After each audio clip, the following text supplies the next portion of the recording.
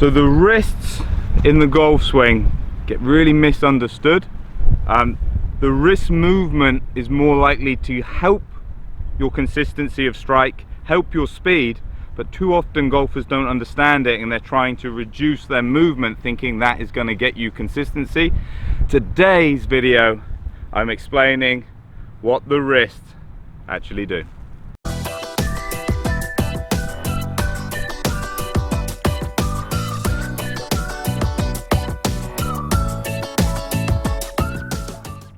Hi guys, thanks for checking the video out. Steve Buzza here, and wrists. So one of the main things you need to understand with the wrists is they do change orientations. Too often in golf we use the double pendulum model, so we kind of looked at it like a hinge joint. So you think about like how your knee moves, the knee can only do this, and we kind of, for simplicity, we kind of put that model into the wrist. Quite frankly, with the technology that was available, it was just really hard to map what the wrist did. So it's no reflection on the scientists that came before us. They just didn't have the technology to measure the wrist. But what's happened is, once the science stuff goes into coaching, if the science stuff is quite simplistic, it's only going to get simpler. So for many years coaching, we only really talked about this angle, you know, how you can lag the club. You know, when we say, well, this is lag, this is not enough lag. But the wrist can do far more than that. You know, what we need to understand with the wrist is it's not a hinge joint. You know, we can flex, we can extend, we can ulnar deviate, radial deviate, and then we have supination and pronation. You know, those ones are more in the forearm, but again, you're going to see the movement in the wrist. So we need to understand that it is a 3D joint, and just thinking about it in 2D can cause you some trouble. So I'm not going to use the scientific terms because I think it's easier to understand if we use the terminology we tend to use in coaching. So we're going to talk cupped. So like I've got the Hackmotion on, you see the cupped is this angle, or the bowed. So like you hear about Dustin Johnson being bowed, you see this sensor is underneath the wrist. But this is what tends to happen. The way that we hold the club, we start cupped.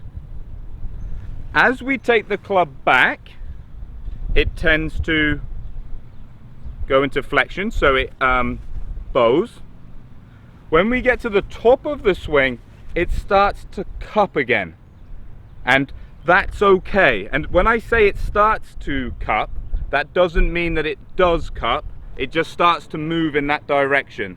But I think there's too many golfers, and it's got very popular in the modern swing, to feel like we have to keep flattening, to keep bowing, and that's not necessarily what's happening.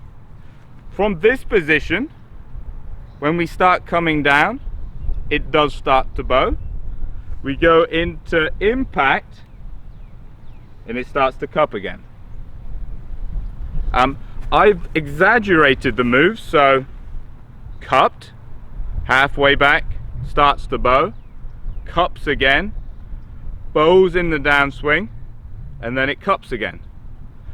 It's very hard to see with a camera. It's why devices like the Hackmotion can be invaluable to the coach, because if you have a complete flat line, so if you're looking at the graphs and nothing's happening, you know, so we think, well, I'm just not going to use the wrist for consistency.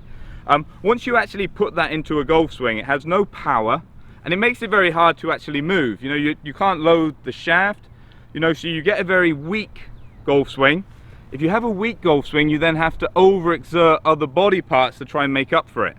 So in the quest to be simple and consistent, you get everything but. So it's okay for the wrist to move. I think the key ones for this video is, like I say, it does start to bow going back. When we get to the top, it does cup a little bit. It might not necessarily cup too much, but think about the position in which you start in. If you start with a strong grip, so a grip that's turned around here, which is very cupped, even if it starts to bow and then cup a little bit, you're still going to see a lot of it. You know, that's okay. You know, please don't feel like you have to always be in this position.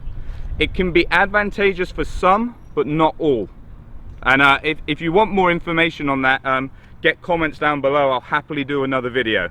But I promise you, this positioning doesn't suit everybody. It's not the strongest place for your wrist.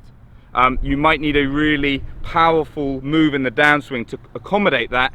If you don't have that power move, this becomes detrimental. But I hope this video has helped. More of an eye-opener in saying, come on, the wrists are a good thing, and the wrists are a good thing to measure. So, like I said, get those comments down below. Thanks for watching, and I hope to catch you soon.